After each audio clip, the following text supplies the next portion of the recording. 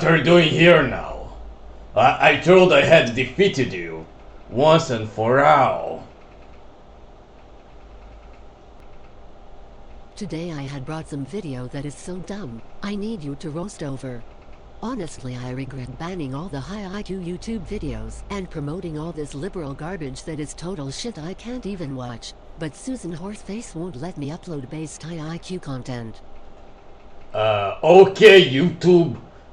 I understood my mission now. Only one thing, why do you sound like a chick? I can sound like whatever I want, your transphobic inkle. Okay, I guess so. You do you, YouTube. Good luck there, boyo. Okay, YouTube's out. Now it's time for... pseudo-intellectual thinking, especially led by this guy. movement that I think people who watch this show are... Yes, it's this dude here. His name is David PackMan. Well, that's a stupid name. It has 100,000 views, so he's a big boy now. And we are going to watch this garbage. First, I'm going to let you meet him. You know, say hi to our friend here, and I'm going to play his video for a little bit. Are sort of familiar with. And there was an article in the New York Times recently by Barry Weiss that has gotten a lot of attention, writing about what some are calling the intellectual dark web. And I didn't agree with nearly everything that she wrote in the piece, but she does do an interesting job of... That's some of the worst green screen I had seen all my life. I mean, my green screen was worst, but I'm literally just using a fucking blanket and like 3 fucking lamp lights and some Chinese GoPro knockoff. Like, I have my fucking excuses. I don't even have fucking Adobe Premiere. I'm too poor to buy Adobe license, but look this motherfucker. 900,000 views. When you had that many views, you had the bucks. You have money to get a decent green screen, you know? Only 1080p? Okay, also 1080p, but come on. You can do 4K. Fucking lazy bastard. And he's out of focus. How you do that? You're all blurry mess. And it's green out spillover. Do a color correction. You know, I have to do this. Give me a second. Are you seeing this? Let me teach you how to do basic color correction. I know I'm using Krita, but I couldn't do this in any video editing software really. The color part's not that different. Let me get this. Filter layer. Color adjustment. Okay. There's too much fucking green in this shit. So let me grab. Okay. Seeing how his skin looks right now. Look. It's very minor. I mean, I'm affecting the background, but because I don't have the source video. Okay, now I'm going to try to put a not filter layer, and this time getting the color balance. It's a lot of trial and error. Okay, this one's not looking that good.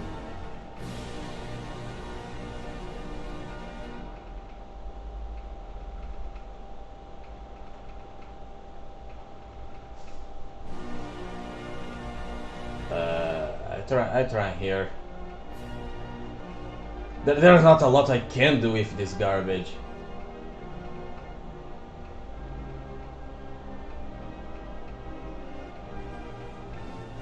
Okay, now I'm going to just put a boost here. Color balance, burn shape, color, threshold. Here, saturation. We need to boost saturation. He looks like he's dead on the original. His skin's all fucking gray. Also give an exposure boost here. Saturation, some exposure. No, Luma looks better. Let me see. Now it needs contrast. Let me create here, filter layer, dodge invert levels.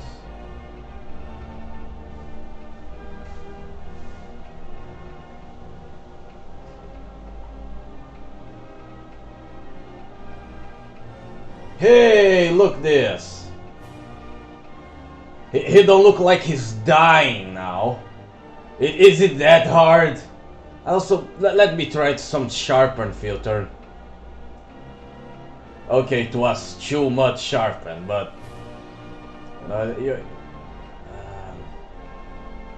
okay, I don't have a lot of control here, but are you seeing this? How much better the image looks now? This was the original. 5 minutes of editing. Okay, don't look like the best thing in the world, but I don't have the source video here. Just proving how lazy this bastard is. Holy shit. Look at this. I got a better image with, what, 3 minutes of editing? Fuck you, mate. Fuck you, lazy bastard. To the fact that this movement exists. Okay, I'm back to the original video now. I'm almost vomiting the garbage color correction. I guess maybe movement is the word. I don't even know if we can really call it a movement. And explaining to people sort of some of the players involved and some of the ideology involved. And I don't even really know exactly who's part of this movement. The article in the Times talked about Sam Harris, Jordan Peterson, Eric Weinstein, Dave Rubin, Ben Shapiro. A lot of different people were mentioned. And most of the people described in the article are certainly not intellectuals by any stretch of the imagination, but I think that the more interesting part is less about the intellectuals or pseudo-intellectuals themselves. Aren't you an intellectual like me? And more about... Look at their intellectual prowess. I such their intellectual now. Oh, I must get ready to my bar mitzvah. Why they are increasingly, why there is a group that is increasingly attracted to those types of characters. And as I've said before, and we've talked about pseudo-intellectualism a lot on the program, to really fight back against pseudo-intellectualism, you have to understand the two... What the fuck pseudo-intellectualism? Just say already, what the fuck this shit? You're turning it around but not explaining what it is at a minute and a half in the video. Holy shit, look like my content. Just drag on forever. Sides of the problem. And in the New York Times article and elsewhere, some of the people I mentioned will ascribe to their followers a desire... Can you read us? The New York Times? You know, the article you're mentioning all the time, instead of just mentioning it, would help. Maybe that's why so many people are driven to the anti-intellectuals, because they don't drag around for... Well, I shouldn't say that, I also drag around, but fuck you! That's the point here, to drag shit around. For truth and truly open debate about all ideas with no taboo topics as the reason for their success, right? Their story is... Yeah, because YouTube is banning everyone now. Steven Crowder, Stefan Molyneux. I don't even watch these guys, but you know, banning people based on political ideology. Very progressive from you. Cocktube. People are so starved for real discussion about real issues because of the repression of the liberal media and political correctness, and sometimes they blame postmodernism, that there was just this overwhelming pent-up demand for exactly what these intellectual dark webbers, or whatever you want to call them, are offering. Now, I completely disagree, and it's a two-part issue as to how it all happened. The first part is, why do we have a population that's particularly receptive right now to pseudo-intellectual ideas that can sometimes sound unique and correct and accurate? And then part two is the sort of inability to distinguish between real intellectual thought, real critical thinking, real seeing of knowledge, or seeking knowledge. Okay, I'm going to skip this shit. Versus just pseudo-intellectual nonsense that sounds pretty good. This is a clickbait. Without really saying anything. Was I baited? Cases of substance. So let's start with part one. The evil feminist won't allow the Oh, I skipped too much. correctness and all of it. Get the real truth because of censorship. Is it getting close? Correctness and all of that stuff. And that view exists more on the right, but not exclusively. There are left-wing elements to this as well, for sure.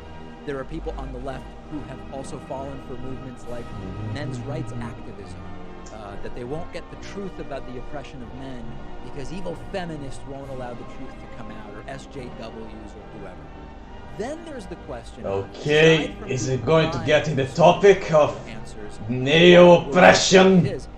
Why do they fall for the faux intellectual nonsense specifically from some of the people we're now seeing? And a lot of it is presentation style, right? It's how people speak. It's marketing, pure. Oh yeah, it's pure marketing and how people speak. It's not like they're speaking anything interesting. Oh god. Please go to the point. Period. They hear the seemingly esoteric language, but they understand it. Because the truth is what these people are selling. And it's not actually difficult to understand for them. The truth is it's not unique or notable either, but it's very appealing. The desire for the feeling of authority that knowing the real truth brings to them is a big tractor beam from Star Wars. And they heard from someone who's managed to get around censorship that these are the people that are going to tell you the real truth with no political correctness getting in the way. And a lack of context is often what makes the faux intellectual nonsense effective, right? Oh, okay. That sound good enough, and they're different than what they've been told before, so they buy it without considering the real implication. What? So you're telling me, if I walk to somebody and tell them an idea they never heard before, but sounds right, they're going to buy into it? Okay, let me test this logic. Let's do it. Let's do it, motherfucker! Hi there, YouTube. Let me get this stupid thing off. Okay. Hi there, YouTube. Did you ever heard about the concept of different IQs for different races? I guess I'm an intellectual now. So back to the gulag, I guess. It worked out so well. Oh, I guess that's it for today, my boys. I guess that's it for today.